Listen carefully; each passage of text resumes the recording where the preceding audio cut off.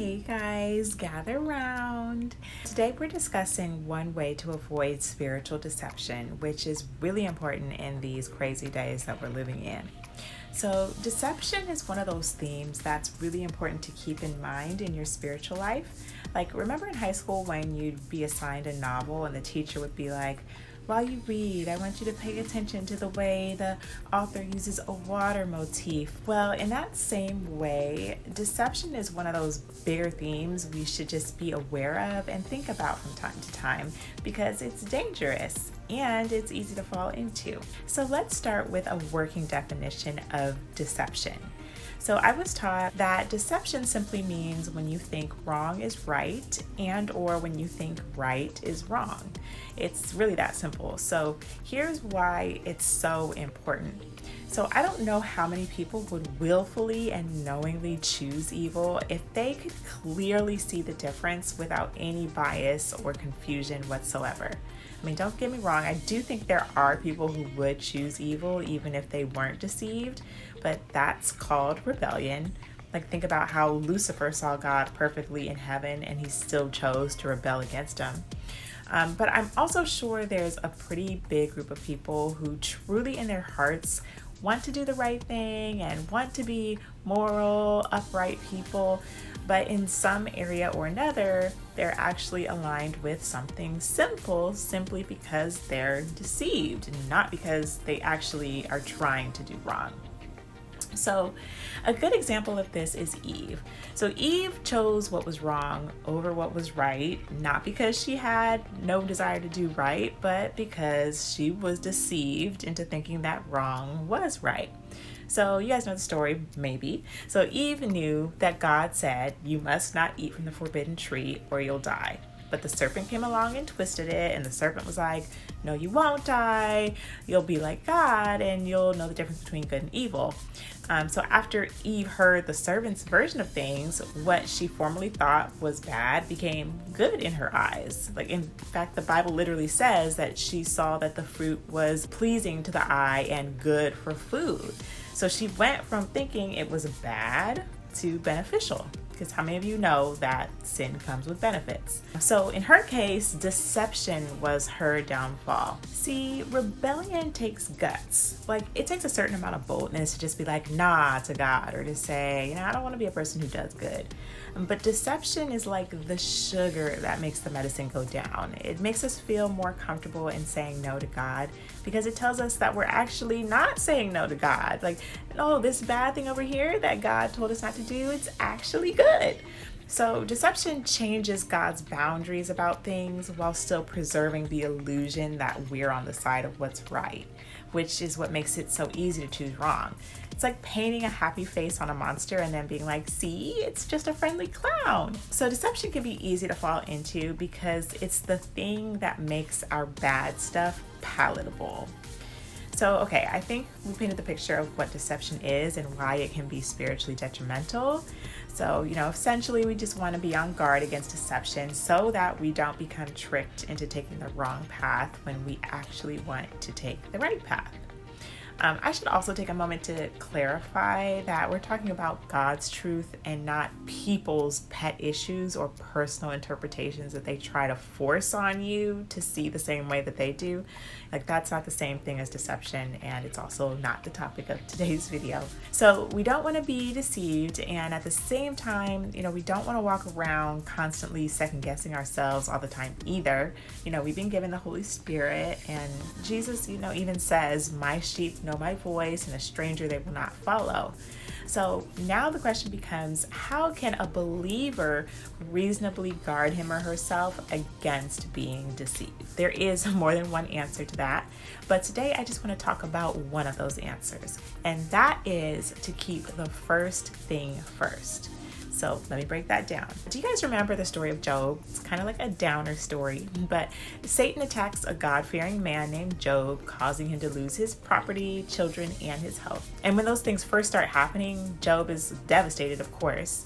But interestingly, despite those things, he still worshiped God. And the Bible even says that in all of this, Job did not sin or charge God with wrong. Then as the situation got worse, even his wife began to ridicule his dedication to the Lord, and she told him he should just curse God and die. But yet the Bible says that, again, that Job did not sin. At least at that point he didn't. He didn't say anything evil about God because of what was happening to him. So in the midst of this unfathomable tragedy, Job defended God over himself. Job kept God first. So you might be wondering, okay, Lily girl, what does this have to do with deception? So let me tell you. So deception often comes down to the thing we protect when there's a conflict of interest. The thing we designate as priority number one becomes the constant, which means that the other thing becomes the variable. So the other thing is the thing that has to shift. So let me give you an example. Let's say that spending time with your family is a higher priority for you than working overtime at your job. Then say you're in a situation where your family has a special opportunity to do something memorable on a holiday, but your job also offers you overtime to make more money if you work on that holiday. Well, your priorities would kick in to resolve the conflict of interest. So if spending time together with your family is a higher priority, then that would get protected and your job would have to shift. So your job would have to find someone else to offer the holiday overtime to. Okay, so let's translate that spiritually. When we face conflicts of interest, which life always throws at us, our priorities are going to determine what gets protected and what gets shifted.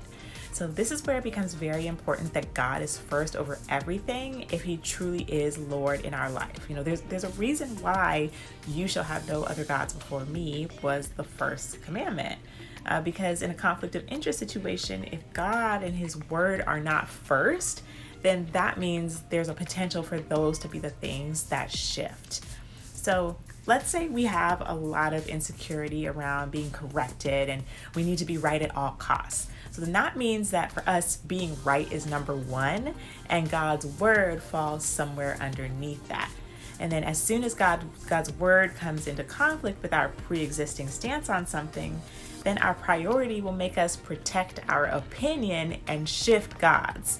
So we'll tell ourselves well, God doesn't mean it like that. It's just because we don't want to submit our opinion to God. We'll assume that the word of God is the thing that has to change to accommodate us. And just that easily, we're in deception. The same goes if there's something that we want to do that God's word calls disobedience. So if we want to be mean toward the person who's working our nerves and say, and say everything we're thinking, but God's word says, you gotta love your enemies, have a bridle on your tongue. If God is not first, then we'll change God's command and not our attitude. We'll be like, oh, God understands that I'm not Jesus and I have the right to speak my mind. And basically, we'll defend ourselves before we defend God's word. And then if we really trick ourselves into believing that God's word doesn't speak about the thing that we want to do, then we become deceived. Okay, so let's do one more example. And this is a really hard example. Say we're in a situation where we cannot understand why something was allowed to happen. If God is not first, then God's goodness is the thing that's going to shift in our mind. So by elevating our limited thinking above our faith in God, we change a fundamental truth, which is that God is good, into a variable. Because if God's not the priority, then he's the one that gets shifted in a conflict. And in that case, we're really only one crisis away from being deceived into no longer believing the goodness of God, which is kind of scary. But if God is first, then when we can't make sense of something, we'll make our thinking the variable, not God. So we say something like, look, I know I'm imperfect and I know I don't understand all there is to know about life. So if there's a challenge between my understanding and my faith in God, I know that God is constant. I know that God is good. So therefore, it's my mind that has to shift. And I have to say, yes, this really challenges my outlook, but I will not allow this to shake my faith. My understanding is the thing that's going to have to shift and grow, not God. And even if I never understand, I choose to trust God rather than shift God out of his spot. I'm not gonna lie, that is hard, but God is good, and thank God he graces us with the Holy Spirit. So in conclusion, if Satan can't get you to rebel, he will try to trap you through deceit. He'll attempt to prey on you by getting you to twist your beliefs about what God calls right and wrong. We also talked about how the concept of keeping right right and wrong wrong might seem simple, but in reality, the challenges of life can really test our commitment to truth. And an easy way for us to fall into deception is simply to not have God be first. Because if God is not first, above our feelings, above our opinions, above our wants, then He is the thing that's going to shift when life throws us a curveball.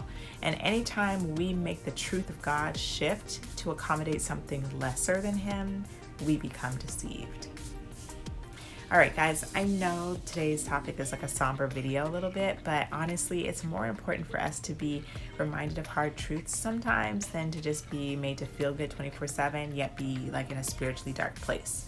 So if I could leave you with a challenge, it would be to really think about whether God is number one when there are conflicts of interest in our life, or are we always changing and twisting what God is saying in order to accommodate stuff that we want to do so that we don't have to do the work of changing and shifting. In fact, can you think of a time when you chose to do something that was wrong because you got tricked into thinking it was right? Just something to think about, or better yet, something to ask the Holy Spirit about. All right, that's it for today's video. In the midst of all the other fun stuff you might consume on your phone in a day, I invite you to put some truth in your timeline and subscribe and get some edification in your life. We do have fun over here too. It's not always heavy, I promise. And I'll catch you in the next one. Bye.